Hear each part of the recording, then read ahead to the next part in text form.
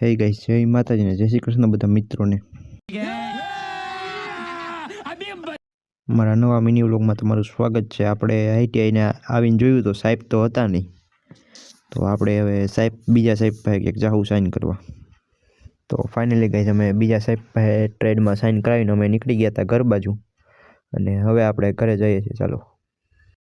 તો finally guys આપણે વાગી ગયા હતા બપોરના 3 ને આપણે રોહનભાઈને કાપવાના હતા વાળ.